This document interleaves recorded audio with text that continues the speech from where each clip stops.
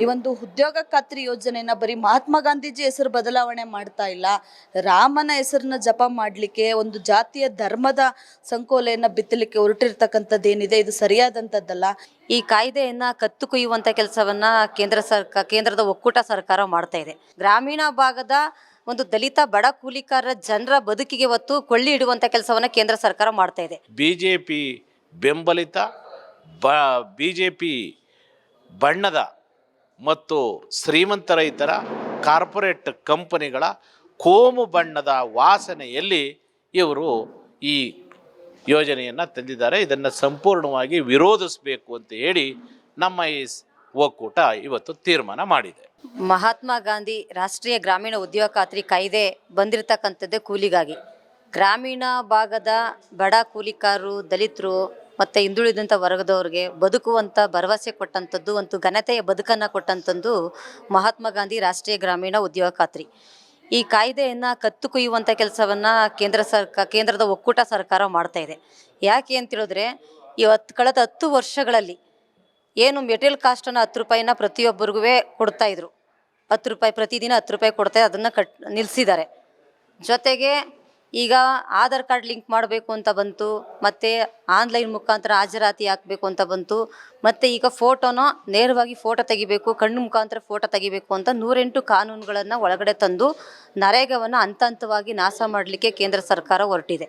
ಮತ್ತು ಈಗ ಅದಾದ ನಂತರದಲ್ಲಿ ವಿಜಿ ಗ್ರಾಮ್ಜಿ ಅಂತನ್ನುವಂಥದ್ದು ಹೆಸರಿನಲ್ಲಿ ಇವತ್ತು ಮಹಾತ್ಮ ಗಾಂಧೀಜಿಯವರ ಹೆಸರನ್ನು ಹೆಸರಿಗೆ ಇವತ್ತು ಅವರು ಮುಖ್ಯವಾಗಿ ಬೇಕಾಗಿರ್ತಕ್ಕಂಥದ್ದು ಮಹಾತ್ಮ ಗಾಂಧೀಜಿಯವರ ಹೆಸರಲ್ಲಿ ಇರಬಾರ್ದು, ಆ ಹೆಸರು ಬದಲಾಯಿಸಿದ್ದಾರೆ. ಆದರೆ ಈ ತಂದಿರ್ತಕ್ಕಂಥ ಕಾನೂನೊಳಗಡೆ ಹೆಚ್ಚು ಗುತ್ತಿಗೆದಾರರಿಗೆ ಅನುಕೂಲ ಆಗುವಂಥ ರೀತಿಯಲ್ಲಿ ಬಿಲ್ಡಿಂಗ್ಗಳು ಕಟ್ಟಲಿಕ್ಕೆ ಹೆಚ್ಚು ಇದರ ಆದ್ಯತೆಯನ್ನು ಕೊಟ್ಟಿದ್ದಾರೆ.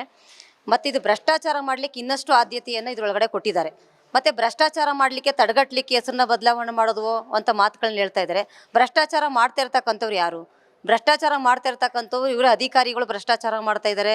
ಕಾನೂನೊಳಗಡೆ ಪಂಚಾಯಿತಿ ಅಧ್ಯಕ್ಷರು ಮತ್ತು ಪಂಚಾಯಿತಿ ಮೆಂಬರು, ಗುತ್ತಿಗೆದಾರರು ಮತ್ತು ಗ್ರಾಮ ಪಂಚಾಯಿತಿ ಒಳಗಡೆ ಕೆಲಸ ಮಾಡ್ತಾ ಇರ್ತಕ್ಕಂಥವ್ರು ಭ್ರಷ್ಟಾಚಾರ ಮಾಡ್ತಕ್ಕಂಥದ್ದನ್ನ ತಡೆಗಟ್ಟಬೇಕಾಗಿರ್ತಕ್ಕಂಥವ್ರು ಯಾರು?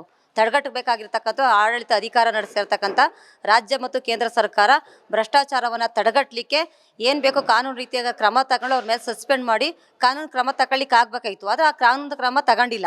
ಅದನ್ನು ಬಿಟ್ಟು ಇವಾಗ ಏನು ಮೂಗಿಗೆ ತುಪ್ಪ ಸವರದಂಥ ರೀತಿಯಲ್ಲಿ 125 ದಿನ ಕೆಲಸದವನ್ನು ಹೆಚ್ಚಳ ಮಾಡಿದ್ವಿ.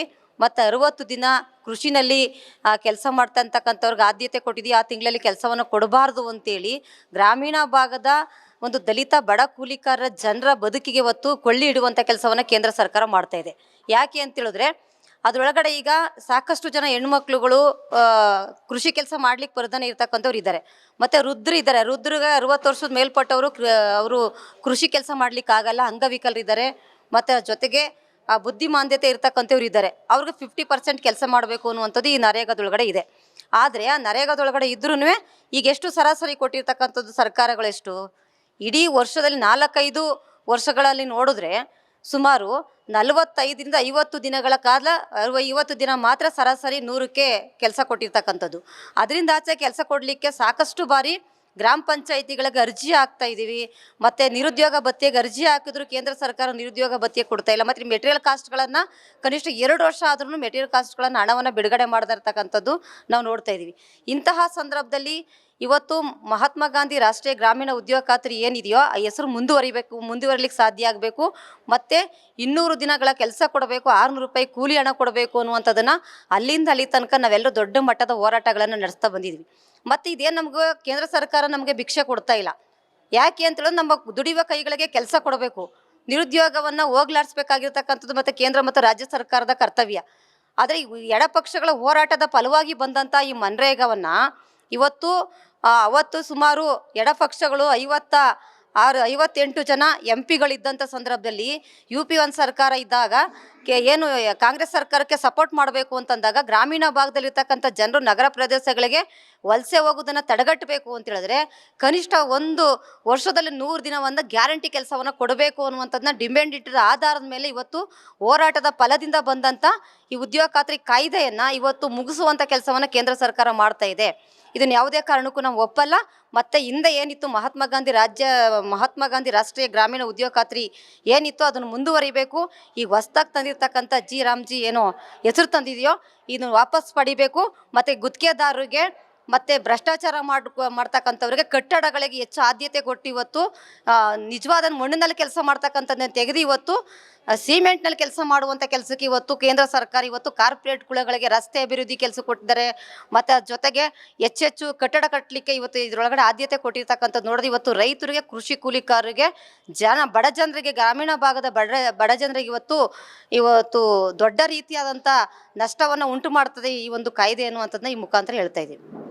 ಯೋಜನೆಯಾಗಿ ಮಾರ್ಪಾಡು ಮಾಡಿದ್ರು, ಈಗ ಮಸೂದೆಯನ್ನು ತರಲಿ ಕೊಟ್ಟಿದ್ದಾರೆ. ಕಾಲಕ್ರಮೇಣ ಈ ಒಂದು ಉದ್ಯೋಗ ಖಾತ್ರಿ ಯೋಜನೆಯನ್ನ ಬರೀ ಮಹಾತ್ಮ ಗಾಂಧೀಜಿ ಹೆಸರು ಬದಲಾವಣೆ ಮಾಡ್ತಾ ಇಲ್ಲ, ರಾಮನ ಹೆಸರನ್ನ ಜಪ ಮಾಡಲಿಕ್ಕೆ ಒಂದು ಜಾತಿಯ ಧರ್ಮದ ಸಂಕೋಲೆಯನ್ನು ಬಿತ್ತಲಿಕ್ಕೆ ಹೊರಟಿರ್ತಕ್ಕಂಥದ್ದೇನಿದೆ ಇದು ಸರಿಯಾದಂಥದ್ದಲ್ಲ.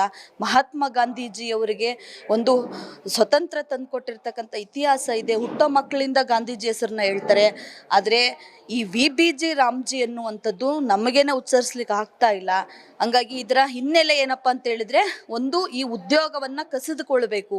ಗ್ರಾಮೀಣ ಭಾಗದಲ್ಲಿ ಏನು ಕೂಲಿ ಕಾರ್ಮಿಕರಿಗೆ, ಅದು ಹೆಚ್ಚು ಮಹಿಳೆಯರು, 80% ಮಹಿಳೆಯರು ಈ ಒಂದು ಉದ್ಯೋಗ ಖಾತ್ರಿಯನ್ನು ಆಶ್ರಯಿಸಿ ಸ್ವತಂತ್ರವಾಗಿ ಬದುಕನ್ನು ಕಟ್ಕೊಂಡಿರ್ತಕ್ಕಂಥವ್ರು. ಒಂಟಿ ಮಹಿಳೆಯರು, ವಯಸ್ಸಾದ ಜೀವಗಳು, ಅಂಗವಿಕಲರು ಇದರಲ್ಲಿ ಬದುಕನ್ನು ಕಟ್ಕೊಂಡಿರ್ತಕ್ಕಂಥದ್ದು.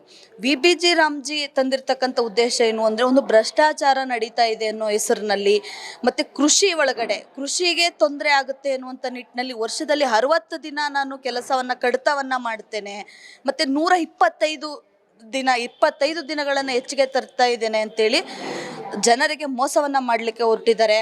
ಇವಾಗ ಕೊಡ್ತಾ ಇರ್ತಕ್ಕಂಥದ್ದು 100 ದಿನದಲ್ಲಿ 45 ದಿನ ಕೆಲಸ ಮಾಡಲಿಕ್ಕೆ ಸಾಧ್ಯ ಆಗ್ತಾ ಇಲ್ಲ ಅಂತದ್ರಲ್ಲಿ 125 ದಿನ ಹೆಂಗೆ ನಮಗೆ ಕೆಲಸವನ್ನು ಕೊಡ್ತಾರೆ ಇವರು.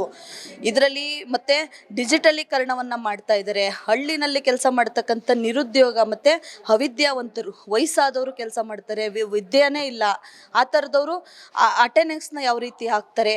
ಎಷ್ಟೋ ಇವಾಗ ಈ ಡಿಜಿಟಲೀಕರಣ ಮಾಡಿದ್ಮೇಲೆ NMMS ಆ್ಯಪ್ ತಂದಮೇಲೆ ಸುಮಾರು ಕುಟುಂಬಗಳು ಉದ್ಯೋಗದಿಂದ ದೂರ ಉಳಿದಿದ್ದಾರೆ. 10 ಲಕ್ಷ ಕೆಲಸ ಮಾಡ್ತಾ ಇರ್ತಕ್ಕಂಥ ಕುಟುಂಬಗಳು ಇವತ್ತು 1-2 ಲಕ್ಷಗಳಿಗೆ ತಂದು ನಿಲ್ಲಿಸಿದ್ದಾರೆ. ಕಾಲಕ್ರಮೇಣ 1 ಲಕ್ಷ ಕೂಲಿ ಕಾರ್ಮಿಕರನ್ನು ಕೂಡ ನಾಶಗೊಳಿಸಿ, ಉದ್ಯೋಗ ಖಾತ್ರಿನೇ ಇಲ್ಲದೆ ಇದ್ದಂಗೆ, ಉದ್ಯೋಗನ ಸಿಗದೇ ಇದ್ದಂಗೆ ಮತ್ತೆ ವಲಸೆ ಹೋಗ್ಲಿಕ್ಕೆ, ಮತ್ತೆ ಕಾರ್ಪೊರೇಟ್ ಕುಳಗಳು ಬಂಡವಾಳಶಾಹಿಗಳಿಗೆ ಗುಲಾಮ್ಗಿರಿಯಾಗಿ ಕೆಲಸ ಮಾಡುವಂಥ ಸೃಷ್ಟಿ ಮಾಡಲಿಕ್ಕೆ ಇವತ್ತು ಮೋದಿಯವರು ಹೊರಟಿದ್ದಾರೆ. ಕೂಲಿಕಾರರನ್ನ ನಾಶ ಮಾಡಲಿಕ್ಕೆ ಹೊರಟಿರುವಂಥ ಒಂದು ಯೋಜನೆ ಇದಾಗಿದೆ. ಈ ಯೋಜನೆ ಒಳಗಡೆ 1948 labour act, delay payment wages act ಏನಿದೆಯೋ ಅದನ್ನು ತೆಗೆದಾಕಿದ್ದಾರೆ. ಗುತ್ತಿಗೆದಾರರನ್ನ ನಿಷೇಧ ಇತ್ತು ಹಿಂದಿನ ಕಾಯ್ದೆ ಒಳಗಡೆ, ಆದರೆ ಇದರಲ್ಲಿ ಗುತ್ತಿಗೆದಾರರು ಕೆಲಸ ಮಾಡಬಹುದು ಅನ್ನುವಂಥದ್ದನ್ನು ಹೇಳ್ತಾರೆ. 125 ದಿನ ಅನ್ನುವಂಥ ಫನ್ ಏನಿದೆಯೋ ಅದೊಂದು ದೊಡ್ಡ ಮೋಸ. ಯಾಕೆ ಅಂತ ಹೇಳಿದ್ರೆ 365 ದಿನದೊಳಗಡೆ ಕೇವಲ 100 ದಿನದ ಕೆಲಸ ಮಾತ್ರನೇ ಹಳೆಯ ಉದ್ಯೋಗ ಖಾತ್ರಿ ಒಳಗಡೆ ಇದ್ದಿದ್ದು. ಉಳಿದಂಥ 265 ದಿನ ಸಂಪೂರ್ಣವಾಗಿ ಕೆಲಸವಿಲ್ಲದೆ ರೈತರ ಕೆಲಸಗಳನ್ನು ಅಥವಾ ಇತರೆ ಕೆಲಸಗಳನ್ನು ಕೃಷಿ ಕೂಲಿಕಾರರು, ಕೃಷಿ ಕಾರ್ಮಿಕರು ಮಾಡ್ಕೊಂಡಿದ್ದರು. ಆದರೆ 125 ದಿನವನ್ನು ಮಾಡಿ 60-40 ರೇಷಿಯೋ ಕೊಟ್ಟಿರೋದು ಅಂದರೆ, ಕೇಂದ್ರ ಸರ್ಕಾರ 60-40 ಅಂದರೆ ಕೇವಲ 75 ದಿನ ಮಾತ್ರ ನಾನು ಕೆಲಸ ಕೊಡ್ತೀನಿ, 125 ದಿನದಲ್ಲಿ 50 ದಿನನ ರಾಜ್ಯ ಸರ್ಕಾರಗಳು ಕೊಡಲಿ ಎನ್ನುವಂಥ ದೊಡ್ಡ ಮೋಸದ ಜಾಲವನ್ನು ಇವರು ಹೆಣೆದಿದ್ದಾರೆ.